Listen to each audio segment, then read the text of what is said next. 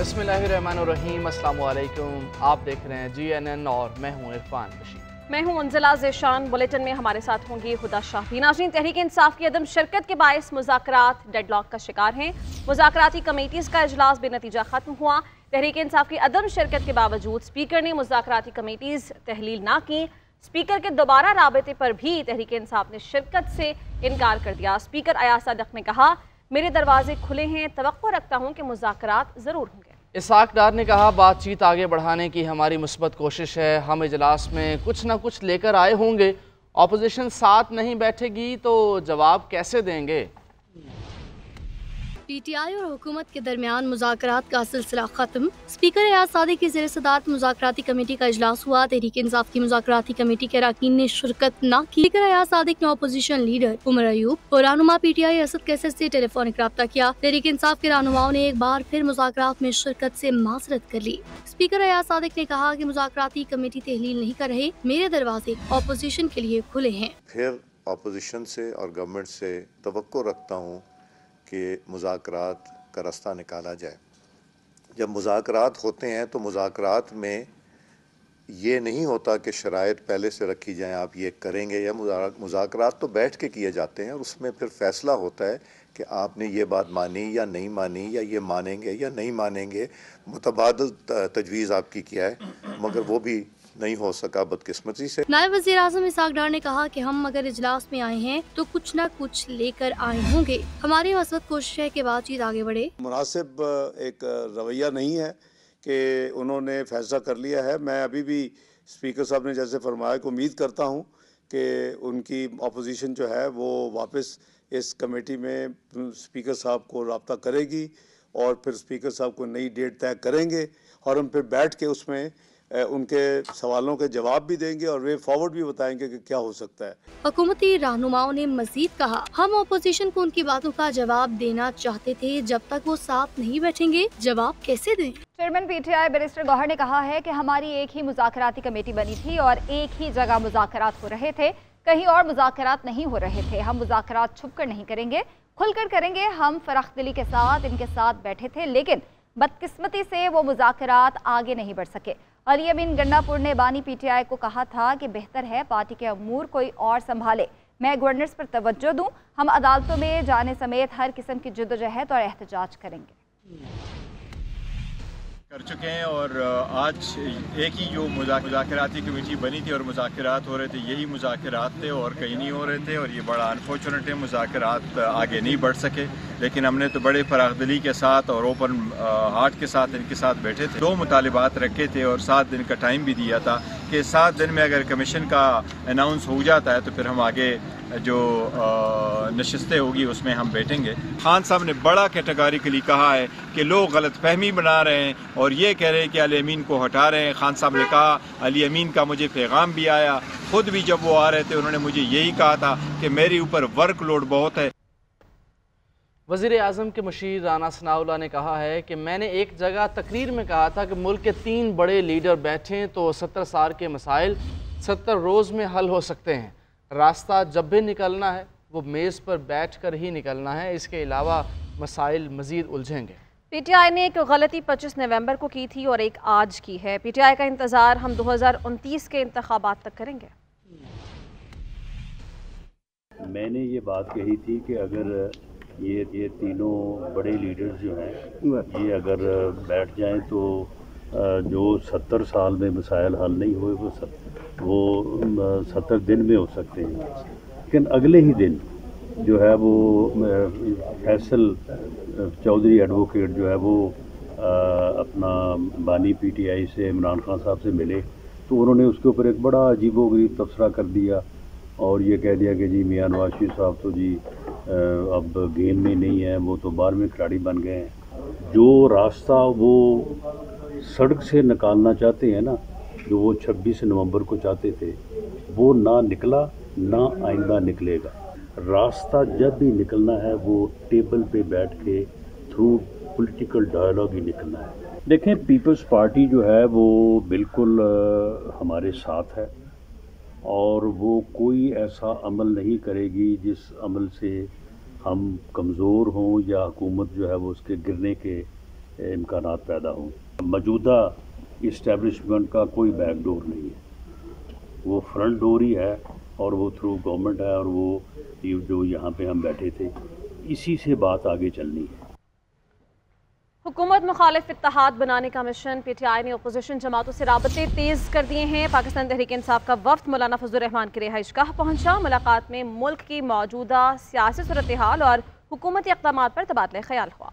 हुकूमत मुखालिफ अपोजिशन इत्तेहाद के हवाले से भी बातचीत हुई। असद कैसर, उमर अयूब, सलमान अकरम राजा, साहिबजादा हामिद रजा ने फजलुर रहमान से मुलाकात की।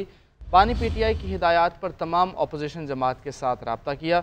मुलाकात के लिए वक्त मांग लिया। मुल्क की मौजूदा सियासी सूरत हाल पर मुशावरत की जाएगी। मैंने आपसे कभी ना चंदा मांगा है ना कभी भत्ता मांगा है। कोई शिकायत है तो मुझसे करें, किसी और जगह जाकर चुगली ना करें। चेयरमैन पीपल्स पार्टी बिलावल भुट्टो जरदारी का कराची के ताजरा से खिताब। बोले, सिंध में पीपल्स पार्टी की हुकूमत है, वज़ीर आला सिंध आपकी बात सुनेंगे। आपसे भत्ता नहीं मांगा जा रहा, अब आपकी ज़िंदगी को कोई ख़तरा नहीं है। अगर कराची से भत्ताखोरी ख़त्म हुई है तो उसमें मुराद अली शाह का भी किरदार है। मेरी सिर्फ एक ही ख्वाहिश है कि मुझे अपने लोगों को नौकरियां देनी हैं। मैं इस सूबे और मुल्क के लिए इलेक्शन लड़ता हूं, मेरे नुमाइंदे जीतते हैं। मैं क्यों चाहूँगा कि कोई मेरे या हुकूमत के नाम पर आपको तंग करे। 2008 से पहले जिस तरीके से ये शहर चलता था वो भी तारीख का हिस्सा है। हम चाहते हैं कि ये शहर तरक्की करे और आप भी तरक्की करें। मैंने कभी आपसे ना डोनेशन मांगा है ना भत्ता मांगा है। क्या मैंने कभी आपको तंग किया? इस्लामाबाद में फैसले लिए जाते हैं, मशवरे किए बगैर ये पॉलिसीज बनते हैं और उसका नुकसान में और आप उठाते हैं। हमारा तो एतमाद ही उठ चुका है कि हमें कभी बिजली मिलेगा, वफाक से नहीं मिलेगा, हमने अपना बंदोबस्त करना है। किस किस्म का हुकूमत है जो आइन को नहीं मानते हैं? गैस का हक नहीं दिया जा रहा है। जैसे आपको आज से नहीं अरसों से आपको आपका पानी के हक से महरूम रखा जाए। फलाई रियासत कायम करूं जिसमें जिस तरीके से मैंने सुबह सिंध में मुफ्त इलाज के हॉस्पिटल्स खड़ा किए हैं, इसी तरीके से मैं हर लिहाज से लॉ एंड ऑर्डर से लेके इंफ्रास्ट्रक्चर से लेके पेंशन से लेके ओल्ड एज से लेके यंग एज से लेके यहाँ के अवाम का ख्याल रखूँ। पाकिस्तान का टैक्स का निज़ाम चलता आ रहा है, उसमें मैं कभी कामयाब नहीं होऊंगा इस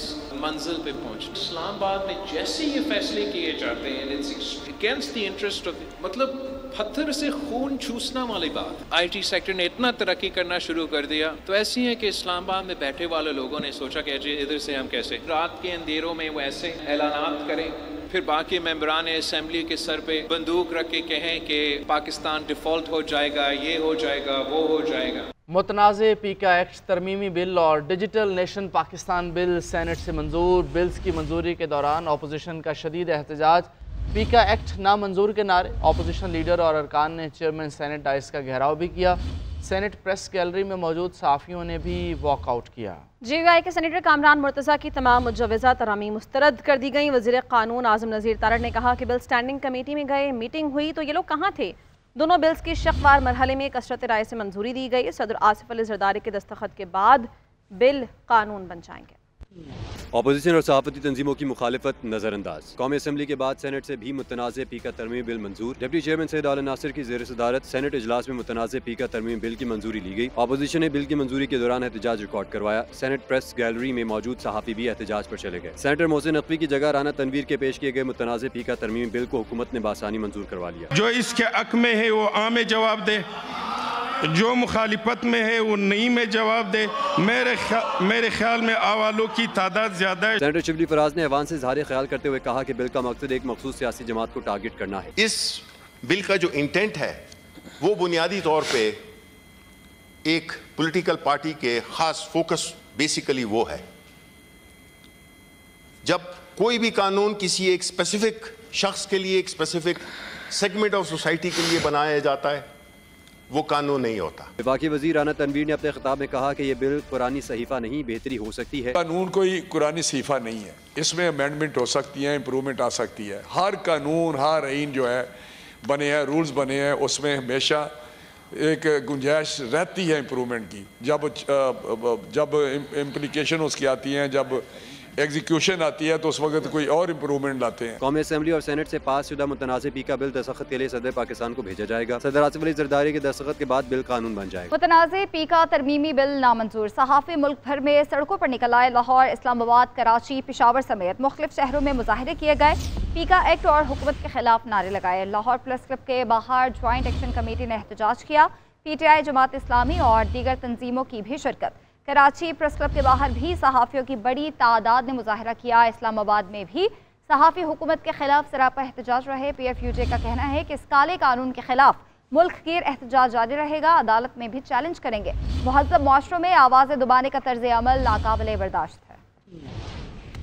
पीका एक्ट आज़ादी सहाफ़त पर हमला करार। सहाफ़ियों के मुल्क भर में मुजाहिरे। मुतनाज़ा कानून के खिलाफ तहरीक चलाने का ऐलान। Pakistan federal union of journalist की कॉल पर सहाफ़ी बरादरी सड़कों पर निकल आई। मुल्क के तमाम बड़े शहरों में हुकूमत के खिलाफ एहतजाज किया गया। मुतनाज़ा पीका एक्ट तरमीमी बिल के खिलाफ कराची में सहाफ़ी सरापा एहतजाज बन गए। सिविल सोसाइटी, मजदूर, वकला और सियासी जमातों के नुमाइंदे भी मुजाहिरे में शरीक हुए। लाहौर में भी सहाफ़ी बरादरी ने पंजाब असम्बली के बाहर पीका एक्ट नामंजूर की शदीद नारेबाजी की। मुजाहिरे में मुख्तलिफ सहाफ़ी तंजीमों, वकला और सिविल सोसाइटी ने बड़ी तादाद में शिरकत की। पीका एक्ट तरमीमी बिल के खिलाफ नेशनल प्रेस क्लब इस्लामाबाद से सहाफ़ी रैली की सूरत में डी चौक पहुंचे और शदीद नारेबाजी की। जमहूरियत की अलमबरदार पार्टियां आज़ादी सहाफ़त का गला घोंट रही हैं। कोयटा और पेशावर में भी अहले सहाफ़त ने सदाए एहतजाज बुलंद की। मुल्तान, फैसलाबाद, बहावलनगर समेत दीगर छोटे बड़े शहरों में भी सहाफ़ी बरादरी ने एहतजाज किया और पीका तरमीमी एक्ट को मुस्तरद कर दिया। अमरीका का आला सतह का वफ़द 2 रोज़ा दौरे पर पाकिस्तान पहुँच गया है। नई अमरीकी हुकूमत आने के बाद किसी भी अमरीकी वफ़द का ये पहला दौरा पाकिस्तान है।